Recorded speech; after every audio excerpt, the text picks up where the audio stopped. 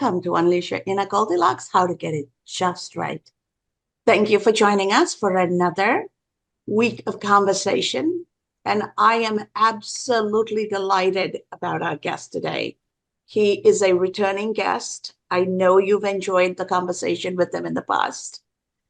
And more than anything else, today's conversation is going to be sitting in the sweet spot of why we each need to unleash our inner Goldilocks.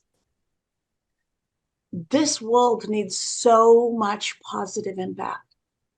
Each of us doing our individual parts are amazing, but we have to figure out a way to connect all of them so that the connectedness and the collective approach magnifies the impact, and we truly can build sustainable positive progress all around the world.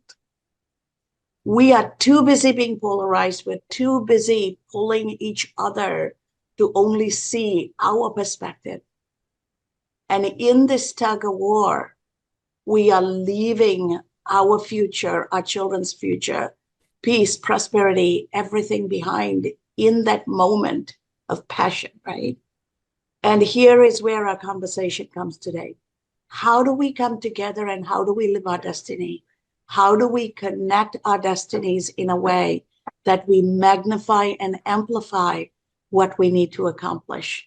And to have this conversation with me today is Stuart Elliott, a dear friend of mine, somebody who is based out of China, working on creating positive impact across various communities, and is part of a new organization that we're getting ready to launch. Stuart, welcome. Welcome to Unleash Your Inner Goldilocks. It's my pleasure, my honor to be here. So thank you so much for inviting me again. Thank you, Stuart. As we get started, I want you to take a moment and talk about why impact and connectedness and community matters to you and what brought you into this community of Destiny Connect Foundation. That's a big question to answer in a short while, but I think one of the biggest things that we have to realize as people is that it doesn't matter which part of the globe we come from, we're all the same deep down inside. And I think that's a very, very important distinction that is lost. You know, we've in the past, especially, you know, if you look at the days of the British Empire, we've looked down on different cultures and thought people were classified people as vermin and things like that. And I think that's really a terrible thing, because people are all the same. We've got different cultural habits, we've got different languages, but deep down we are the same. And I think we need to get rid of all this nonsense that's been propagated in the past, because it has been for purely financial reasons. And accept this ourselves, then start these conversations so that we can work together and be part of this global community. That is so profound, and especially coming from you, given your background and your ethnic origin, it's very powerful. Because yes, we have gotten so used to dehumanizing a group of people in the name of profit making, in the name of power, and in the name of controlling. And how do we move past beyond this is the key. So how do you see yourself making an impact? And where do you see that impact taking us to it? I think that the impact is already starting, because there is a shift in consciousness around the world and a deeper understanding of what's been propagated in the past. But it's to amplify that, and especially in, you know, I wouldn't say the poorer communities, I would say in the less advantaged communities around the world. And it doesn't have to be a third world country. If you look at the UK is wasting, God knows, excuse me, but it is a terrible thing, but how much money bombing different countries around the world. And yet I saw a report the other day in, I think it was Norwich area or Norfolk area, sorry, that there are children now coming to school with signs of malnutrition. they can't afford food. The only food they have is at school. So every country around the world has these challenges. And we've got to find those communities and identify the people who are the leaders and grow them so that they don't need help, that they can become self-sufficient. And obviously, we've got to start somewhere, and that the foundation was started in Africa. So we start there, but it's not going to be limited to Africa. And what I found when I traveled through Africa, because I traveled overland through Africa and I stayed there for nearly 20 years, that the people are so resourceful. It's phenomenal what they do with nothing. I mean, I've seen 20, 30 ton trucks with the sidewalls sewn up by hand because they don't have tires. I mean, that's a remarkable feat in and of itself. So the people are very resourceful. We've just got to help them get that foot on the ground, and then they can take over and build their own communities with this global understanding. That is not only brilliant, it is also very humane. Because as you're talking, what is coming up for me is the cradle of civilization. Humanity came out of Africa. We're Mm-hmm. all 30, 35 generations ago African. We have, every one of us have that in our DNA, right? Mm-hmm. And it is the most resource rich continent.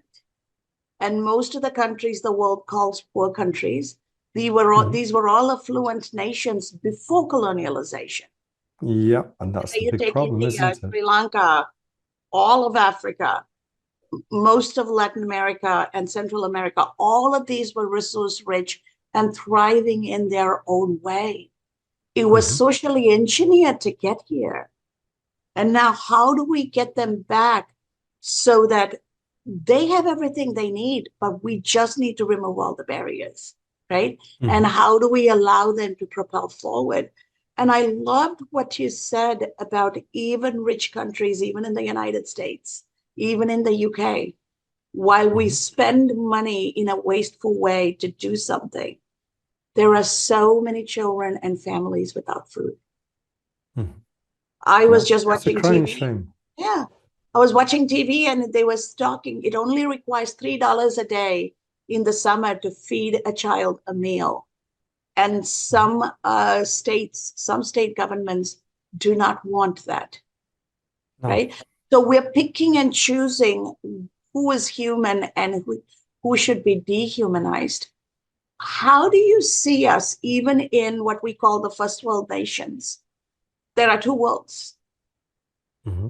How can we, as individuals, beyond the politics, how can we step in and start bridging that gap? Well, it comes down to, as far as I can see, collaboration. We've got to get out of this segregation that's being created and work together, find ways to work together, because there's always going to be differences. But if we're tolerant of each other and understand that we're all the same, rather than being compared this against this and creating division, we can then start forming a collective of people who can then take responsibilities rather than being dehumanized, programmed to think that there's no choice, no opportunities, and things like that. And that unfortunately is a big policy which seems to be in operation throughout the world through TV, through the media, through all sorts of different things. And unfortunately, people have become conditioned to it, and that keeps the polarization. So I think Absolutely. just making that awareness, and that will start something very profound. And that is key, right? Self awareness. Mm-hmm. Once we Yeah. become aware, how do we manage our emotions and put a lid on it so that we show up? Yes, we are human, but are we showing up in a humane way that do distinctively different things? Well, again, that comes down to the basis of mindfulness, doesn't it? Once you become aware and then you can accept without judgment, then you can choose how you want to show up rather than getting triggered and going down into the emotional side. Mhm. Absolutely.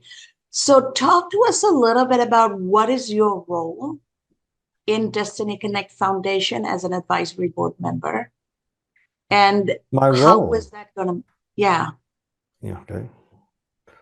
Mhm. So I, I'm on the strategic coaching side, so I'm part of the team who are going to, once the potential leaders and everybody else have been identified, find ways to support them, to help them to accept the mindset, the mindfulness philosophies, because they're the tenets of human understanding. And they've been around for thousands of years. It's only just recently the Western world has started latching onto it and thinking, using it as a buzzword, but they don't really understand the real depths of it. So working with them, but also we've got to listen to the people. And that's not been done before for a long time. We haven't really understood where they're coming from, what they see their needs are. So we've got to get out of ourselves and think, okay, I know what you need. We've got to hear what they think they need and what they say they need and find ways to help them to get it. Once you've got that, then you're starting to empower the persons, the individuals, the communities, and they can take over. Absolutely, because it's in our innate nature to want to survive, to want to thrive, to want to become better today than we were yesterday. Yeah. And, one of the things that's been done in the past in so many different areas, we've prescribed what people should do. And that builds resistance. So once we've started that communication and we think there may be a better way, we can then offer suggestions to explore. Would this work better? Would this help you more? Or would this? And let them make the decisions because they're the people who are going to be implementing the changes, not us. We can't change people. Now It's been tried. yes, but that's a nugget of wisdom most people don't understand. We Yep. can only change ourselves and we can change our perspective. Yeah. And the only way to change the world is change ourselves. And Yeah. in that process, hopefully influence others, right? Mm-hmm. Yeah, and that's So, communication again, isn't it? Proper communication. yes. And the other thing people forget is communication starts with listening. Yeah. Well, this is you're obviously in the education field in many areas. I've done a lot of teaching, and the best classes when I heard the students, when I heard what they were telling me, either physically, energetically, or verbally.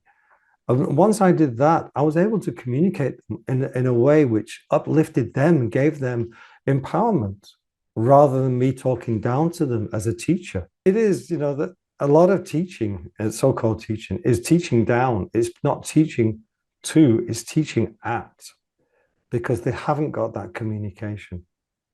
Mm-hmm. And the communication is the key. If we don't listen, how can we communicate? I mean, we as people are assumed to know how to communicate because we can make a noise or we can make a signal, hungry or whatever. But if we don't hear people, that's not communication. And when I say hear, I mean hear energetically as well as, with the ears, because there's so much more to communication than that. And I'll give you, a good example of how communication can get so confused. I was on a Zoom call with a lady, and we were discussing benign attention. It was on a hypnotherapy call. And to me, benign is just, it doesn't have any real effect. It's just sitting there. That was my interpretation of it. But when I was speaking to her, I could feel her shrinking. Her energy was going inside and she was becoming negative. So I thought there's something going on here. And I started having a conversation, not about benign, just a general conversation. And it turns out that she works in a terminal cancer facility. She's the primary caregiver. And she has loaded the word benign with all the pain and suffering and negativity she experiences every day. So there's no way that my version of benign and her version of benign could ever match. Mm-hmm. So I got out of the thesaurus and I found a few synonyms and I started talking, reading the synonyms off to her. And then all of a sudden, one of them just clicked. It just gelled. She was so happy. Now she could understand what I was talking about. But I had to get outside myself, recognize she wasn't on the same page, right? And offer an alternative choice of words that was so suitable for her. And we Mhm. don't often do that. We assume that it's your responsibility to hear what I'm saying and understand it the way I'm saying it. And that's nonsense. Mhm. And Totally you've seen agree. it in the business world, haven't you? So many times. Mhm. And especially when people are coming from different cultures, they already Hmm. have different languages. And when Yeah. people are multilingual and they are talking to you in English, we have to pay close attention. And anyway, only 30% of conversation is verbal. Everything else Hmm. about the conversation is nonverbal. Yeah. So if we're only tuning in with our ears, and that too, we want them to tune in with our ears, but we're not fully engaged and energetically connected, then Hmm. so much is lost. And the other person doesn't feel like this conversation is authentic. Yeah. They're not included, are they? Mhm. That's the problem. That's the big problem. They're not included in the conversation. So, so often in a business setting, a manager or whatever would say to one of his staff, do this, do this, do this. And they say, okay, okay, okay. But they're not empowered in their own feelings or in their own mind to say, like, I don't understand what you're saying. I'm just saying yes, so I don't get into trouble. And then the boss loses it because the job's not done the way he thought it was supposed to be done, or it's not done on time because there's no communication. It's just talking down to somebody. And Absolutely. And as you travel, Stuart, you live in mhm, China, you travel all across Asia and Africa and different parts of the world.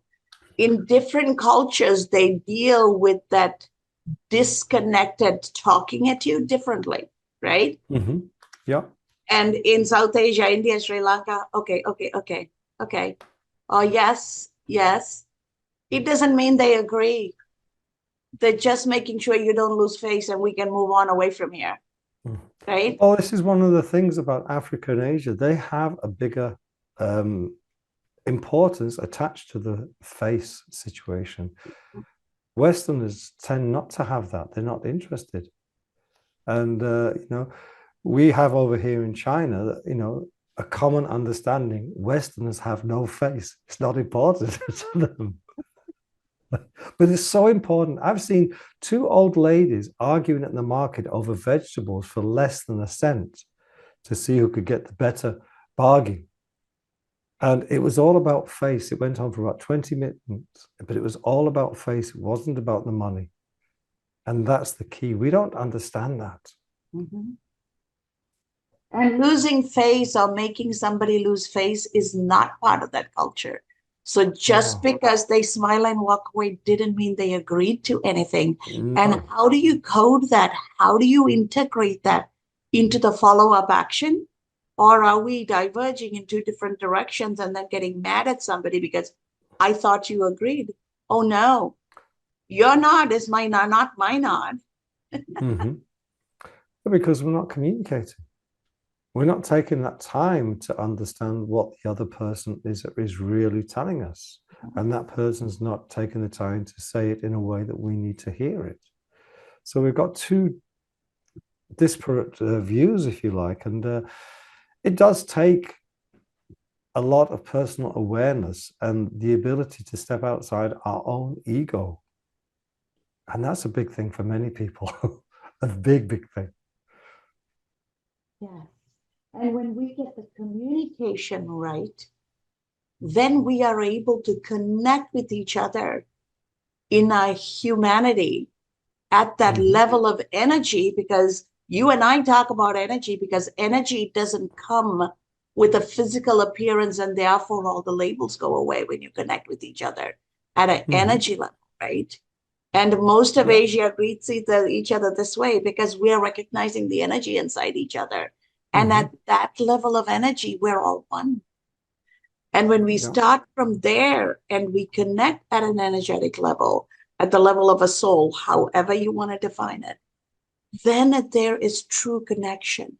So, talk a Mm-hmm. little bit about Destiny Connect Foundation's three-pronged mission of communication, connection, and collaboration, and why in that order and how that helps us accomplish what we need to.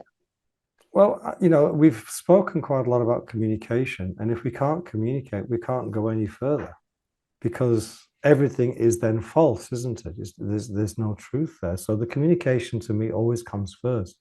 And once you communicate, then you can decide to connect. I mean, you can understand whether these people are trustworthy, good people, bad people, or they've got their own ulterior motives. So we can do that. And then after that, then once you've got the communication and the connection together, then you can collaborate. So if you think of a sports team, they have to communicate first to understand each other's, and energy and where they're going to be on the field or in whatever the situation is. They're connected because of that understanding, and then they can work together. They don't have to look to see where the other person is. They can, if they're using the ball, they can just pass the ball, and they know that person will have it. That person will know the ball's coming to them. And that's the closest or the simplest analogy I can think of to explain what we're trying to do with the community, the DCF, the Destiny Connect Foundation, because the aid field is full of different entities, but they're not talking and working together. Sometimes the aid is being shared, but separately, in the community, or another person will come along and say, no, I can't help them because this person's here. There's no cohesion. And a lot of it is just wasted. And that's, aid is supposed to help, but it's not supposed to make people dependent. That's the other thing that I want to change or help change is to, I keep saying to James about the fishing, give a person a fish and, you make him dependent, but if you teach them how to fish, you can feed them for a lifetime type of thing. That's what we want to be doing, teaching the people how to fish. So we're not needed. And Yes. that takes time. It takes also getting outside of our ego and creating dependencies, because that's what's happened so many times in the past. Mhm. It's just like raising a child, right? When the baby tries to Yeah. stand up, it's going to fall many times. Don't stop Yeah. it. Cheer No, it let it on, fall. laugh with the baby because the baby is full of enthusiasm. Mm-hmm. They don't stop to think it hurts. They are just figuring out, oh, I did that. That didn't work. Let me try another way, right? Mm-hmm. And just with the same level of patience we would do for our children, we need to do with others. And over Yeah. time, they will find their center, they'll find their own way of doing. And once they know, they will teach everybody else in their lives. So the Mm-hmm. geometric impact is what we're trying to create. Yeah. And we don't teach them to teach the other people, because that becomes part of their natural being, their natural thought process, because they understand it at a deep level and they share. And that's the beauty, isn't it? Once you've got someone who's empowered, they can share with other people and they just keep doing, and then it just spreads. And then the whole community philosophy, if you like, changes into one of sharing, of collaboration, of connecting. Stuart, can you take a moment and share a little bit about what is the launch date, how people can connect with us and join the launch, and even beyond, engage with us in any capacity they choose to? Yeah, the launch date is this Friday coming, the 26th at 9 a.m. Eastern time. And the whole program will last for 3 hours. People, if they'd like to, they can stay for the whole 3 hours, but they can also pop in and pop out depending on their, schedule. And we've got three segments, shall we say. The first segment is the first C, the second segment is the second C, and the third segment is the third C. So it follows the communicate, connect, and collaboration of the Destiny Connect Foundation. So yourself and me and myself will be the first pair of hosts in the morning at 9 a.m. And we've got different speakers. We've got different, for instance, you've invited your nephew, who is a traditional violinist, Indian violinist, who's going to play some music for us and then explain the significance of it. We've got a lady who's talking about connecting to your soul voice or empowering your soul voice. We've got a laughter yoga thing. We've got some poems and we've got different presentations from different people. So we want to make it a fun event that's entertaining, but also giving a reason to be there and to hear the message about communication, connection, and collaboration.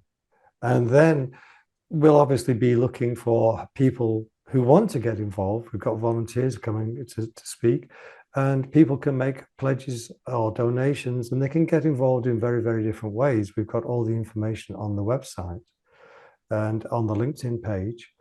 So the website is dcfnetwork.org.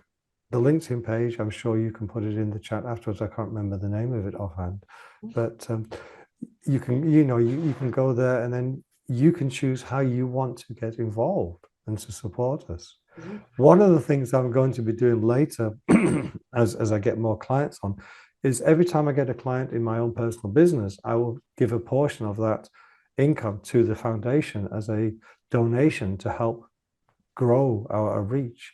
And I think that's a beautiful thing to be able to do, to be in that situation. So absolutely, the more people get involved, the merrier, and if you want to volunteer, just talk to me, talk to you, or just go to the website or the LinkedIn page, and you'll see how you can do that. Delightfully, right? And the key is find a way to connect, communicate, and collaborate. Because in the end, you'd be surprised how many connections you will have around the world, and how many places you can visit, and how many different ways you can truly live in the ultimate meaning of the word. And if you see the QR code behind Stuart and you scan that, that takes you to the link to where you can find information on the launch. So I am going to open this up for audience conversation. Let's see what the live audience have to say. I was waiting for Nandini. She was waiting for me. I have a question, and which I hate to ask, but there is just a lot of, there's corruption everywhere, but you heard about a lot of corruption in the third world countries, where a lot of the aid or the money that they do have is ill spent. And so I'm wondering, how in your organization are you going to help address this issue and help people see, hey, if we are all honest or more honest, then we're all going to benefit. Because when you have fraud, and I'm in the fraud prevention industry as well, when you have fraud, it just sucks so much out of the community and out of the economy. And so how can we create a mindset that by being more honest, I'm going to get more than and the community as a whole will get more than if I just, illegally take something?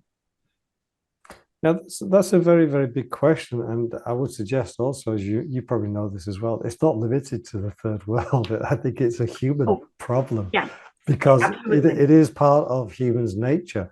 And it's always going to be a challenge, obviously. And if we can help people to become more and more aware of the benefits of, connecting together, then we can sort of start to recognize, okay, this person, he's only in it for himself, or that lady, she's doing this, doesn't matter who it is, whatever. But it's going to be a topic that's always going to be hovering in the background, and we've got to bring it forward so people can understand it. And we've got to talk about it. If we don't talk about it, it's just, it's forgotten. And, you see it in so many, countries like South Africa, for instance. When Nelson Mandela came into power, there was a beautiful opening up of the country. And then slowly they've had progressive presidents who become seemingly more and more corrupt and siphoning off money. So it's never going to go away, but we've got to get it out more into the open, and then find ways to empower, should we say, honest people who haven't got this ulterior motive about self-enrichment, rather the enrichment of the community? Will it be enriching their soul? That So is a it's a beautiful, very difficult question to answer, but that's the best I can do at this moment. deep question, Robin, and I love where you took the response to it. And what I would add to that is when a group of people have been dehumanized for generations, they themselves believe that there's animals, sometimes worse than animals, or sometimes just above animals. Mm-hmm. And at that point, generationally, they've been taught you either eat or you get eaten. Mm-hmm. That's it. So instead of blaming the people who've been dehumanized and put in that condition for certain populations to profit from it, that is greed. That is control. That is power hunger. So this is an issue that has the giver and the receiver. And when people take for survival, we look at it as corruption. But when people take to get richer, we forgive them and have them be reborn. And then we pay them more to go listen to them, right? So here we are talking about third world countries being corrupt, but what about the first world countries giving us global economic crises because what they have is not enough for them, so they have to go steal from other people. So as Stuart said, it's in our human nature to do it. But why are we doing it? Let's address the root cause. If people are creating dehumanizing conditions, that needs to stop first. You can't go tell hungry people, don't go find food wherever and eat. The basic, if you look at Maslow's hierarchy of needs, the basic instinct is to survive. But if we put them in that survival mode and we are sitting in the self-actualization mode, but we are so power hungry that we continue to dehumanize them, the place to change is here at the top of that Maslow's hierarchy. And we need to lift others up from there so that they realize they are human, they have the tools, and we're going to work together, we're going to collaborate to lift each other up. So the way I approach this is stop the labels, right?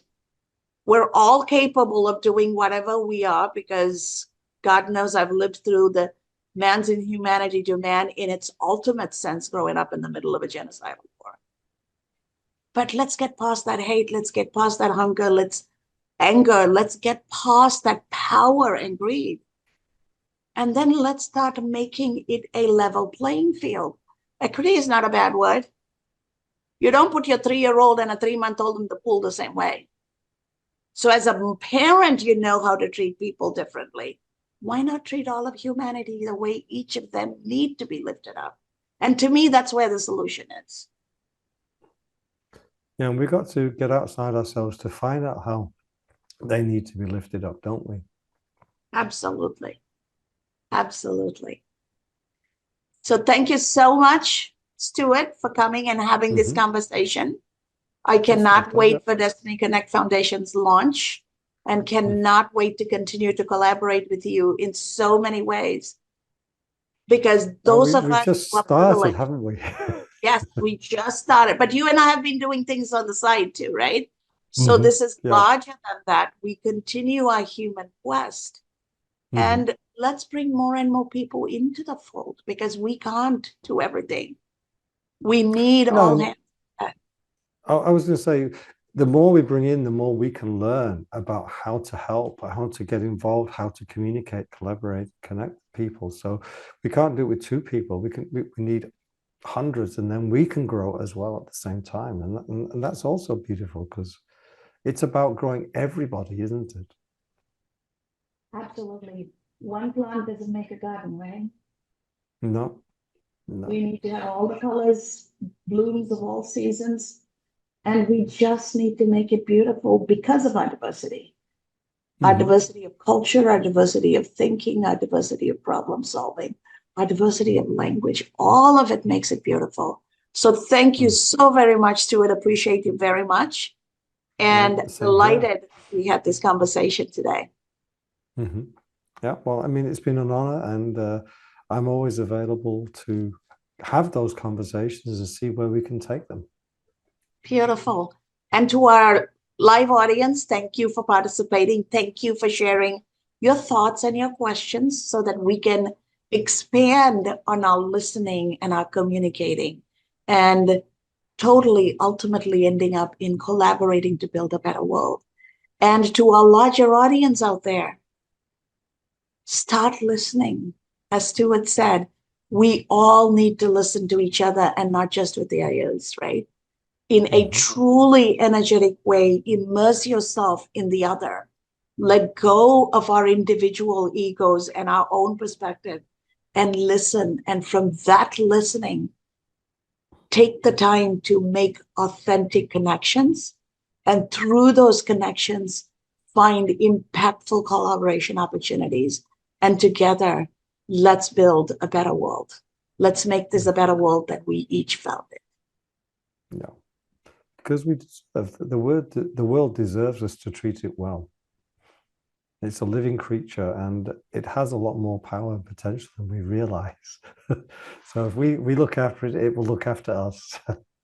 Absolutely, Mother Nature is powerful if we just understood that. Mhm.